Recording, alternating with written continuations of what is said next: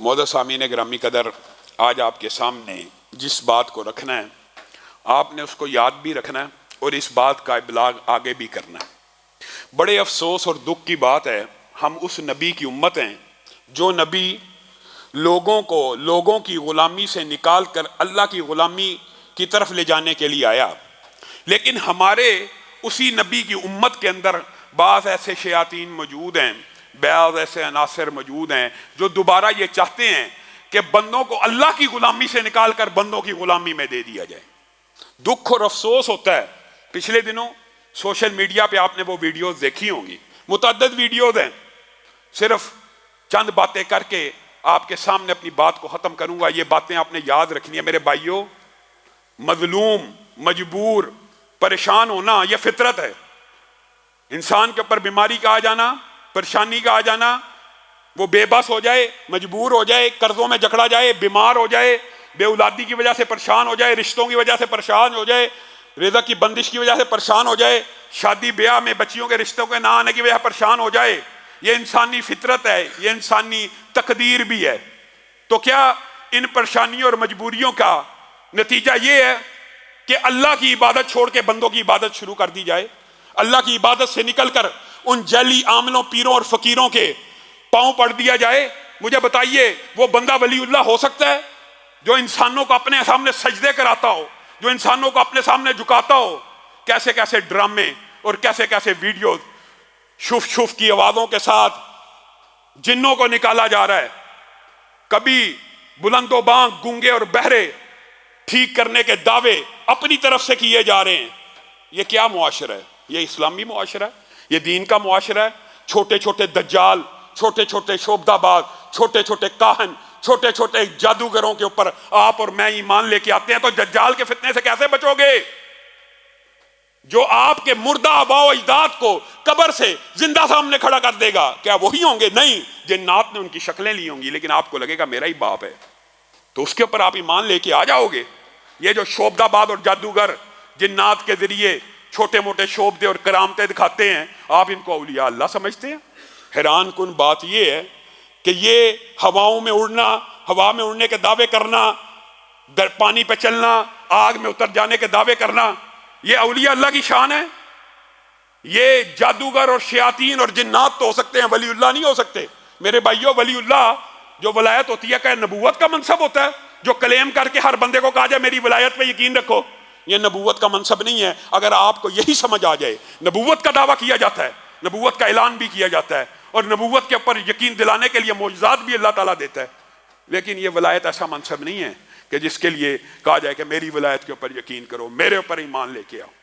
یہ لوگوں کو گمراہ کرنے کی باتیں ہیں، اور میں آپ سے بھی دکھ بھرے اور درد بھرے الفاظ سے کہتا ہوں، اور میرے بھائیوں، کیا یہ جعلی عامل، جعلی پیر فقیر آپ کے لیے سینے میں اتنا درد رکھتے ہیں جتنا اللہ رب العزت آپ سے محبت کرتا ہے؟ دنیا کا جتنا مرضی گناہگار انسان ہو، اللہ رب العزت اس سے جتنی محبت کرتے ہیں، یہ جعلی عاملین پیر فقیر، اس کا شر شیر بھی آپ سے محبت نہیں کر سکتے۔ میں آج آپ کو چند باتیں کہنا چاہتا ہوں، آپ نے یاد کرنی ہے۔ 90% قسم کھا کے کہتا ہوں، 90% بیماریاں جو جادو اور جنات کے ذریعے لگتی ہیں، ان کا علاج آپ میں سے ہر شخص خود کر سکتا ہے۔ 90% کی بات کر رہا ہوں، اور وہ علاج کیا ہے؟ آج سے آپ اپنی زندگی میں، وہ کہاں پہ، مجھے تو کئی مرتبہ دکھ ہوتا ہے، لوگ بے اولادی کی وجہ سے کبھی شیطان ٹھوکر لگا دیتا ہے، 18 کی بیماری ہو جاتی ہے، اس پریشانیوں کی وجہ سے جا کے اپنے مال و دولت کا بھی جنازہ نکلواتے ہیں جعلی عاملین کے پاس، اور اپنی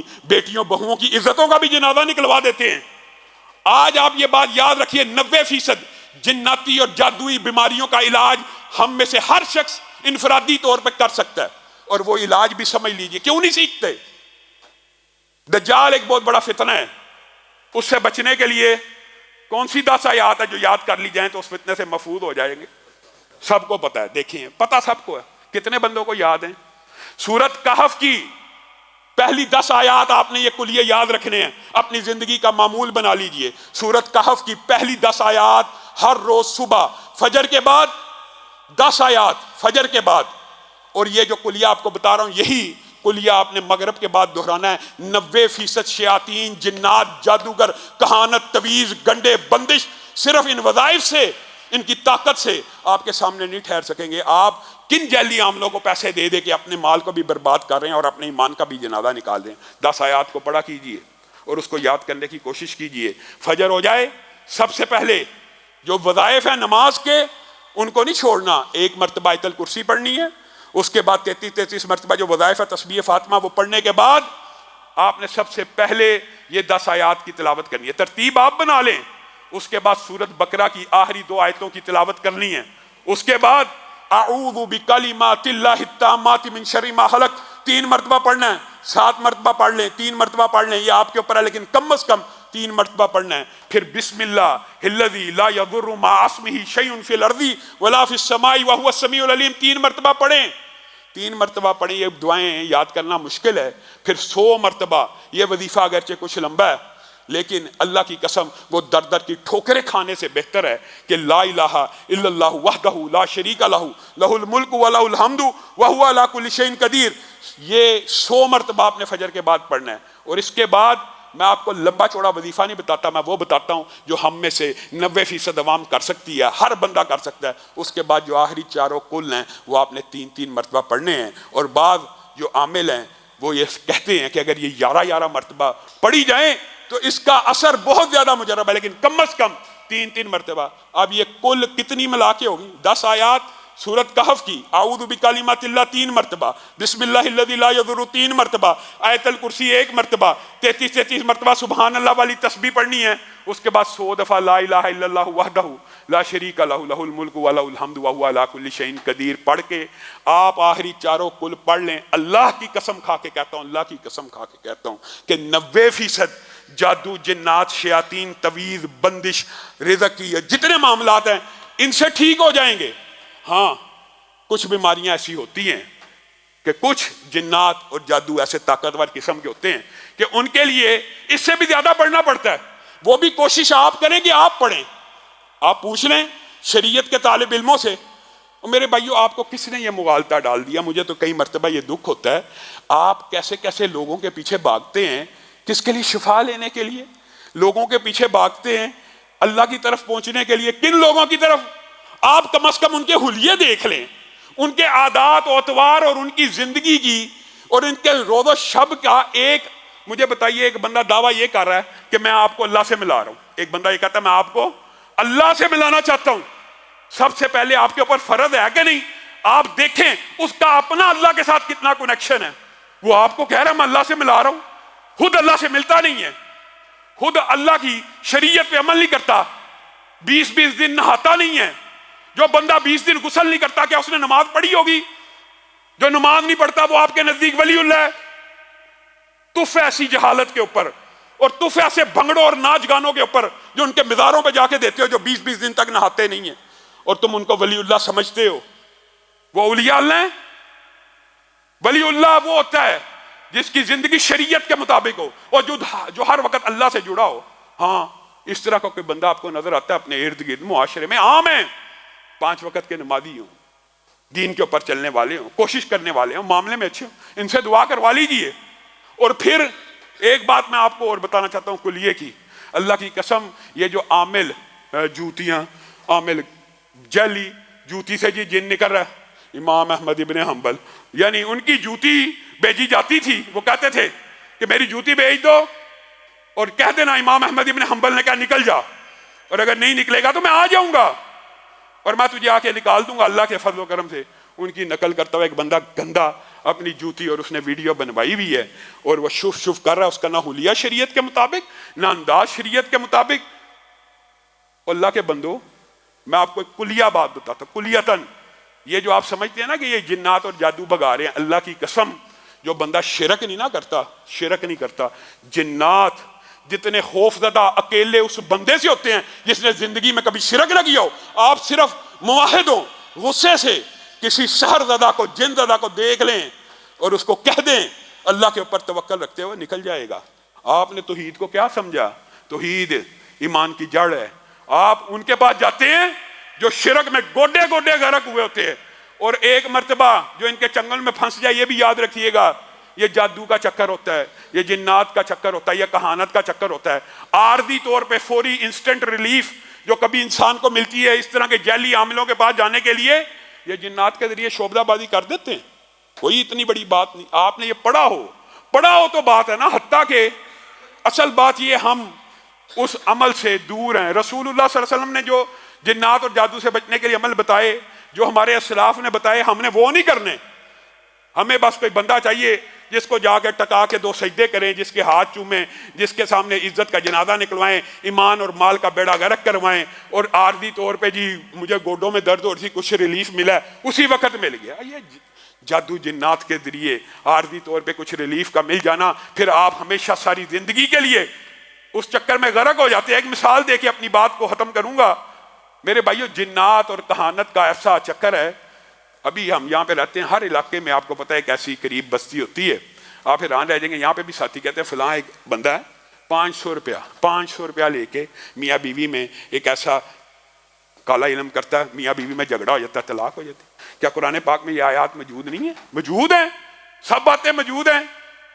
یہ ایک ایسا سسٹم ہے، اگر آپ کو سمجھ آ جائے تو آپ سب سے زیادہ کوشش کریں گے. میرے بھائیو، جتنا آپ اپنے بچے کے لیے درد دل سے وظیفہ پڑھیں گے، عامل نہیں پڑے گا.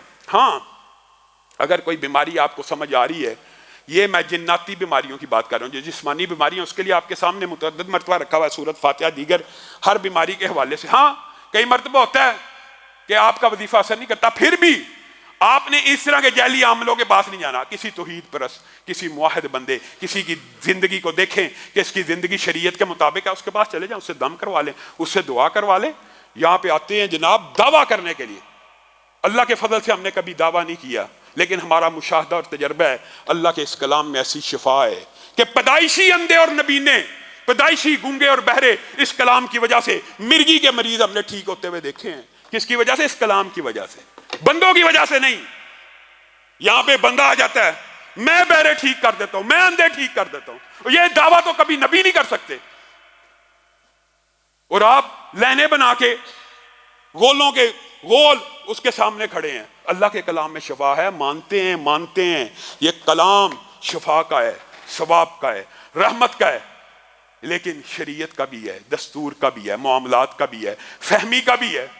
اس سے آپ شفا لیں، کسی قسم کے چمبے کی بات نہیں ہے. بات جو آپ کو سمجھانا مقصود ہے، 1 منٹ میں کر کے اپنی بات کو ختم کروں گا. میرے بھائیو، یہ سارا دھندا جو انسان کے ساتھ ایک شیطان ہوتا ہے، جن ہوتا ہے، جو انسان کے ساتھ پیدا ہوتا ہے، اکثر اسی کے ذریعے چل رہا ہوتا ہے. حجاج بن یوسف نے بہت ظالم تھا، لیکن امت کے اوپر 2 احسان کر گیا نا. ایک قرآن پاک کے اعراب لگائے، دوسرا سارے اس وقت کے جادوگروں کے طریقے لکھ کے امت کو بتلا گیا. حجاج نے ایک مرتبہ ایسے کنکریاں پکڑی، جادوگروں نے کہا کیسے تمہیں پتا چلتا ہے میرے ہاتھ میں کتنی کنکریاں ہیں؟ کہتا آپ پکڑیں، ہم بتا دیں گے. پکڑی، جادوگروں سے پوچھا کتنی ہیں؟ کہا 9 ہیں. حجاج نے کھولا 9 ہیں. حجاج کو سمجھ آ گئی کہ واردات کا طریقہ کیا ہے. میرے جن سے معلومات لے رہے ہیں اور بتلا رہے ہیں. حجاج نے ایسے دوبارہ کنکریاں پکڑی، کہا اب بتاؤ. کہا اب نہیں بتا سکتے. کہا کیوں؟ کہا کہ تجھے بھی نہیں پتا، اس لیے ہم کہاں سے بتائیں گے؟ اچکنا تو تیرے دماغ سے ہی تھا، تیرے جن سے ہی پتا کرنا تھا. تو میرے بھائیوں، کتنی سیدھی کھلی باتیں ہیں. آپ اس کو ولی اللہ سمجھ لیتے ہیں. جی آج آپ گھر میں پالک کھا کے آئے ہیں، او ولی اللہ جی ولی اللہ. یہ بے ایمان جادوگر ہے، یہ کاہن ہے. اس نے شیاطین کو اپنے تابع کیا اور جنات کے ذریعے آپ کو انفارمیشن دے رہا ہے. آپ کہہ رہے ہیں یہ ولی اللہ. اللہ رب العزت جو کہا گیا، جو سنا گیا، اس کو سمجھنے کی توفیق عنایت فرمائے. انشاءاللہ آج نماز جمعہ کی نماز کے اندر یمن کے، فلسطین کے، کشمیر کے آپ نے یہ بھی واقعات دیکھے ہیں. ٹائم تھوڑا ہوتا ہے اور باتیں زیادہ ہوتی ہیں. انشاءاللہ ان کے لیے ہم قنوت کریں گے. سب ساتھی درد دل کے ساتھ اپنے مسلمان بھائیوں کے لیے دعا کریں.